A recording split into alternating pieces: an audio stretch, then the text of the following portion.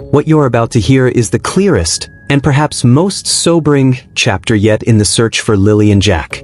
For more than 4 months this case has kept a community awake at night, and now investigators are moving into a new phase. Specially trained human remains detection dogs, often called cadaver dogs, are being brought in to search targeted areas. That decision does not mean the investigation has concluded the worst, but it does mark a decisive escalation in technique and scope. Below, we walk through exactly what this step means, why it's happening now, how these dogs work, what investigators are likely looking for, what the family and community are feeling, and what could come next, all based on the details released by police and the experts who train these specialist teams. On May 2nd, a 911 call set in motion one of the largest rural searches in recent Nova Scotia memory. 6-year-old Lilly Sullivan and her 4-year-old brother Jack were reported missing from their home in Lansdowne Station. Over the next 5 days, hundreds of volunteers, search and rescue teams, dogs trained to find live people, drones and helicopters combed roughly 8.5 square kilometers of dense woods and trails. Ground teams numbered roughly 160 during the coordinated grid searches. Despite that massive mobilization, no sign of the children was found. As weeks turned into months, the RCMP continued following leads, reviewing thousands of hours of video, and tracking tips. More than 800 submissions and over 8,000 video files have been logged in the investigation to date. A pink blanket connected to the family was seized early in the search and has been an item of forensic interest. So why bring cadaver dogs in now? The RCMP has been explicit. The decision to deploy human remains detection dogs is based on evolving information. Investigators emphasize they do not have definitive information that the children are deceased. Rather, cadaver dogs represent another investigative avenue, a tool that can locate remains, hidden sites, or material connected to decomposition when other searches have turned up nothing. In the words of an RCMP spokesperson, searches for human remains will be based on information gathered through the ongoing investigation. That carefully worded statement reflects the balance police must strike. Investigators must be thorough and methodical, and they must also avoid tipping their hand or compromising operations that are still active. Cadaver dogs are not ordinary police dogs. The teams being brought in for this operation come from established human remains detection programs. In this instance, the RCMP has confirmed 2 teams will be arriving from British Columbia, Sergeant Dave Whalen with his dog Kit, and INSP, Luke Reddy with his dog Narc. These handlers and animals are trained specifically to detect the distinct scent of human decomposition. That scent changes over time and is chemically distinct from other natural odors, which is why detection dogs trained for remains can be effective in very difficult environments: woodland, water, buried areas, even locations with septic fields or landfill contamination. How effective are they? There is no simple answer because the success of a cadaver dog depends on many variables. The size of the person, the nature of the terrain, temperature and humidity, whether decomposition occurred in an enclosed space, whether remains were submerged or buried, and how much time has passed. Training center program managers stress that while cadaver dogs are powerful, they are not infallible. There is no definitive timeline for how long a scent will remain detectable. In some cases, dogs have detected material years later. In other conditions, the scent dissipates quickly or is masked entirely. That's why investigators will pair canine detections with forensic follow-up, ground teams, targeted excavation, search cameras, and laboratory testing of any evidence collected. It's important to separate 2 types of search dogs: live-find dogs, used in the original searches, and human remains detection dogs. Live-find dogs are trained to locate living people and to indicate by barking or returning to the handler. They were deployed extensively during the early days of the search. Human remains detection dogs, by contrast, are trained to locate the chemical signature of decomposition itself. That means they're used when other possibilities have been exhausted or when specific intelligence points to possible concealed or buried material. RCMP Police Dog Services training officials have explained that these dogs are highly specialized and that only a handful of teams operate across the country. In Canada, the number of fully operational human remains dog teams is limited. Handlers may need to travel from other provinces, as is the case here. Family members and the wider community have been vocal about calling for cadaver dogs to be used. For the Sullivan family, the news brought a mix of relief and renewed anguish. Belinda Gray, the children's paternal grandmother, described a visceral reaction, a hope that something tangible might come from this next step, while also voicing frustration that this resource wasn't deployed sooner. That reaction is understandable. When a case stretches into months, every family member reaches for any conceivable method that might produce answers. From an investigative standpoint, cadaver dogs are being requested because police continue to refine the map of relevant locations. The initial large-scale grid search covered vast territory and was designed to find a wandering person in the immediate aftermath. As the investigation progresses, police develop leads that point to specific corridors, access points, bridges, trails, and private parcels. Trail cameras, witness statements, and digital metadata can narrow down areas to priorities. The trail cameras on a property near where the pink blanket was later found, cameras that had been running for weeks, were singled out by police as potentially significant. When investigators requested that footage, it triggered a judicial warrant and a quiet escalation of investigative measures. That is the procedural context in which cadaver dogs are now being deployed, targeted searches based on refined intelligence, not another sweep of every acre. What will the dogs do when they arrive? The likely process is methodical and deliberate. Initially, handlers will assess the terrain and work with the tactical search planners. They will identify search grids and likely scent paths based on topography, wind patterns, vegetation density, and water flow. Because a dog's scent ground truth is dependent on air movement, handlers plan searches to allow dogs to pick up scent carried by prevailing winds. Teams may search along fence lines, ravines, ditches, old trails, culverts, and anywhere decomposition odors could be trapped or channeled.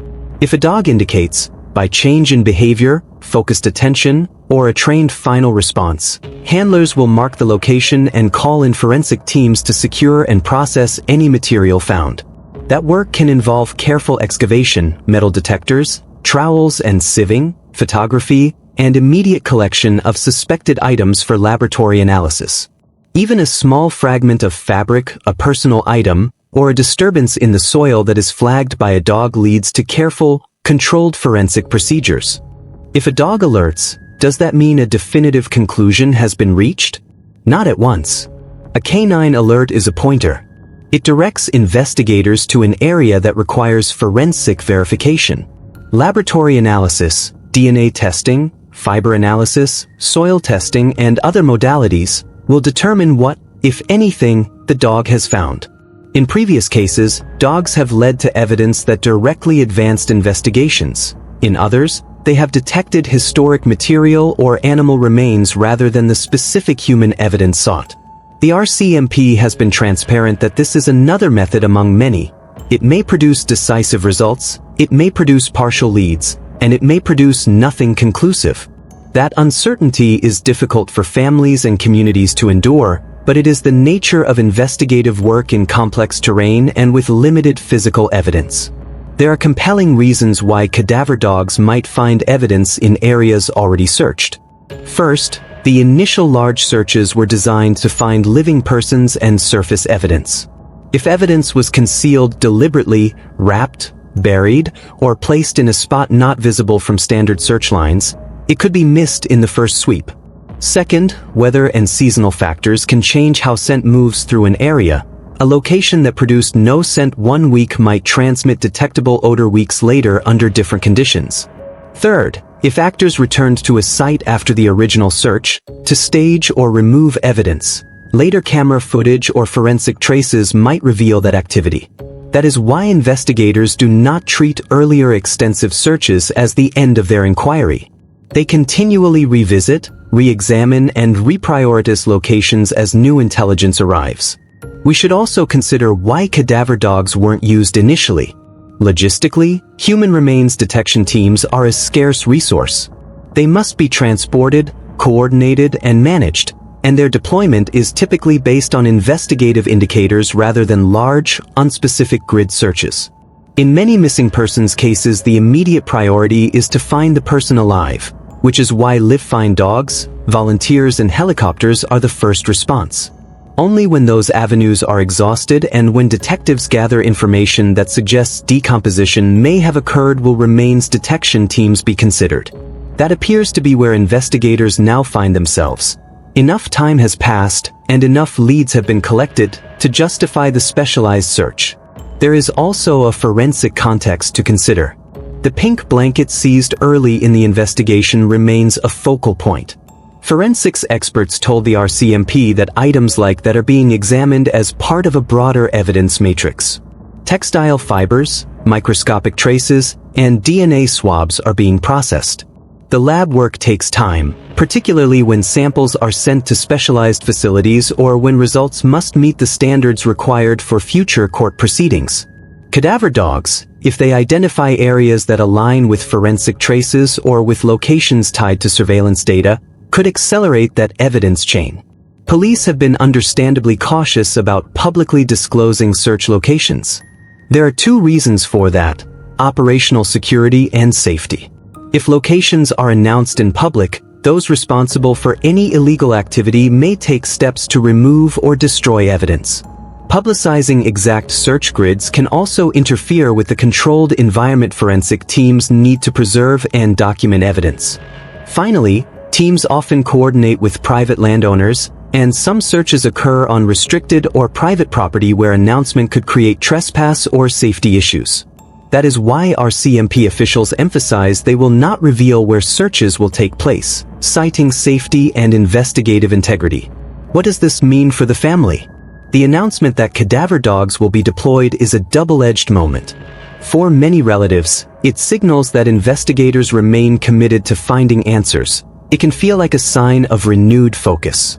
For others, it opens the painful possibility that the search is now explicitly considering death as an outcome. RCMP spokespeople have tried to mitigate that fear by reiterating that bringing in cadaver dogs is a step in a thorough investigation, not a presumption. Grief and hope coexist in these circumstances, and families have every right to demand transparency while also understanding why sensitive details must remain confidential to protect the investigation. What will the public notice in the coming days?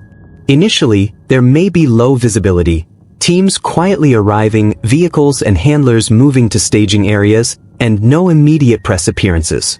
Investigators may restrict access to particular roads or issue brief public notices explaining that searches are planned, without providing coordinates.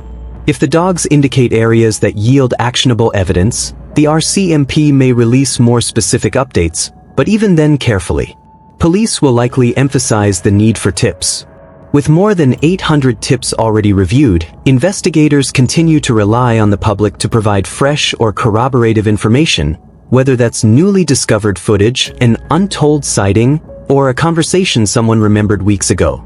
In parallel to the canine searches, digital forensics and open-source intelligence work will continue. Investigators have confirmed that thousands of video files have been reviewed.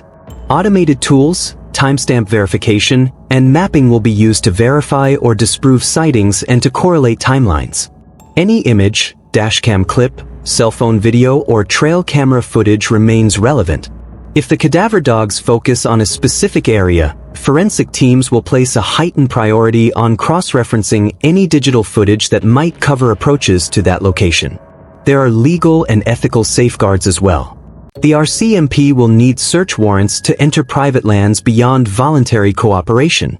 Forensic sampling protocols must follow chain of custody rules to ensure any evidence will be admissible in court. Cadaver dogs alerts alone are not prosecution evidence. What they lead to, recovered material, corroborating surveillance, DNA matches, is where legal weight lies. Defense counsel in any resulting criminal proceedings will question every step: the reliability of canine indicators, the methodology of searches, the handling of physical evidence, the chain of custody, and the interpretation of digital data.